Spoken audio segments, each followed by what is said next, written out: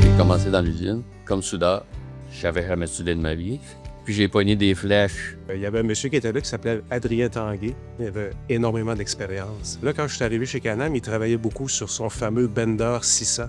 C'est une plieuse qu'on a encore dans l'usine 2. Pour mettre la bouchée, c'était des bosses de construction. Il dit, tu oui, il vient de nous autres, ici, on a à peu près 3 semaines, un mois d'ouvrage.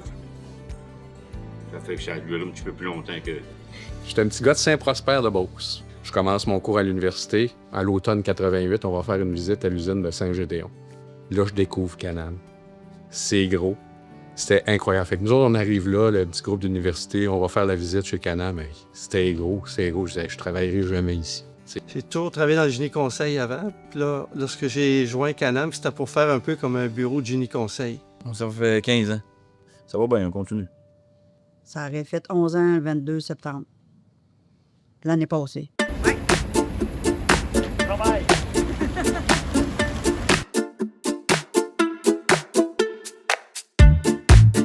Disons que mon entrevue s'était pas très bien passée au début. C'est juste que moi, il me donnait la job, puis là, j'ai dit, je peux-tu avoir la fin de semaine pour y penser?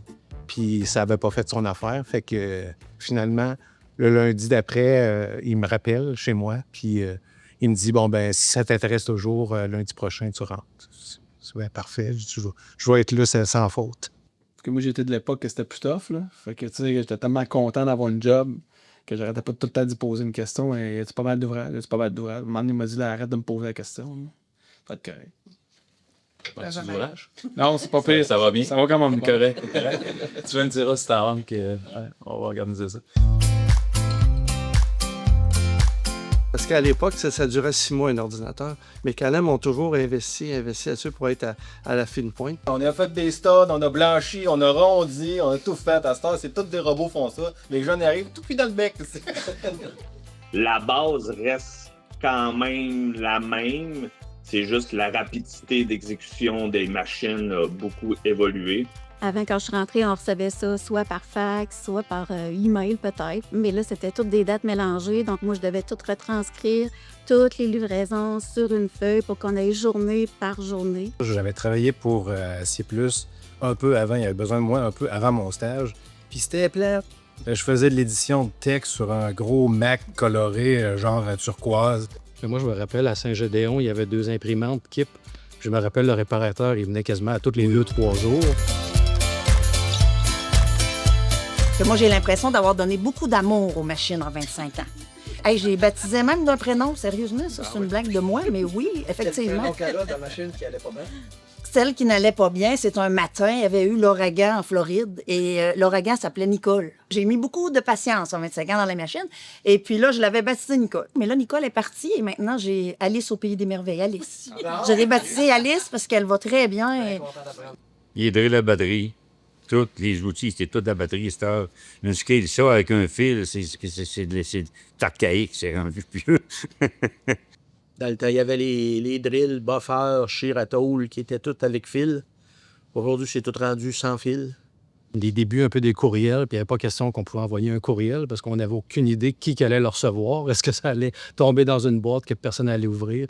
Il fallait toujours se rabattre sur un fax. Mais il y a Google. Depuis qu'on travaille avec Google, c'est drôlement plus facile là, pour le partage de documents. Tout est centralisé sur Google, puis c'est vraiment dur. Il n'y avait pas ça avant. Là.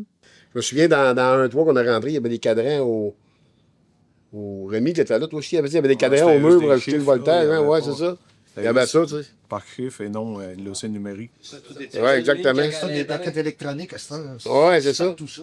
Mais si on regarde l'évolution depuis 85 à aujourd'hui, c'est pas toute la même chose. Le système de courriel est vestimé, là. Ouais. C'est devenu le Notes, puis... Il y a 15 ans, on faisait des dessins au crayon de plomb, on descendait à l'usine pour faire transférer l'information. Puis après ça, on est passé à l'ère Strumis, que même si c'était dur au début, ça a tout changé, autant pour la programmation qu'au lieu de tiquer sur chacun avec notre souris, sur chacun des trous qu'on voulait programmer, il y avait plus de choses automatisées. On a parti avec la ISAB, qu'on faisait toutes les pièces. Après ça, on les perçait à la main. Après ça, on a monté, on a eu les ficelles ficelle pour les pièces. Après ça, on a eu aussi, on a monté, on a eu les pas les kinétiques, c'est ça qu'on a que les kinétiques, les farlets.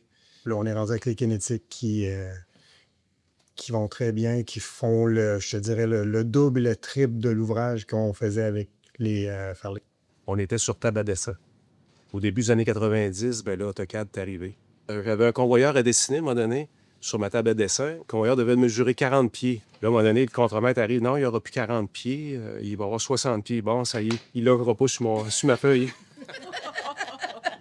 AutoCAD est rentré, fait que lui, on connaissait pas ça. Fait qu'on a eu la formation. Fait que Canam a à cœur de donner la formation pour qu'on puisse évoluer aussi là-dedans. Juste les casses à ce que vous avez. Ah, les casses Oui, c'est vrai. C'est vrai. Les casses ventilées, là, c'est vraiment une grosse amélioration, ça, vraiment. Là. Les casses ventilées, là, ça a amélioré beaucoup, beaucoup, beaucoup. Là, au niveau de la santé et sécurité, c'est vraiment une grosse amélioration. Ça.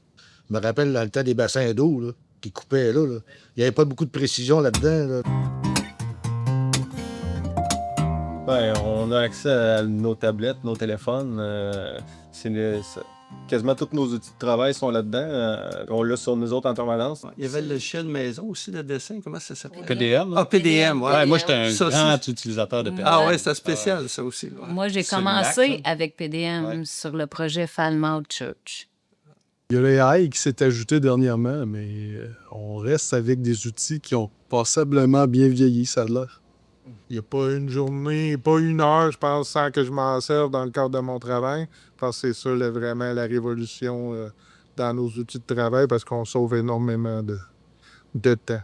Puis je me rappelle, en 2000, quand j'ai commencé à temps plein, on programmait sur Mac. Puis quand on programmait, puis qu'on disait « OK, je veux tester ce que je viens de programmer », on lançait une session de compilation. Ça compilait pendant 2, 3, 4, 5 minutes.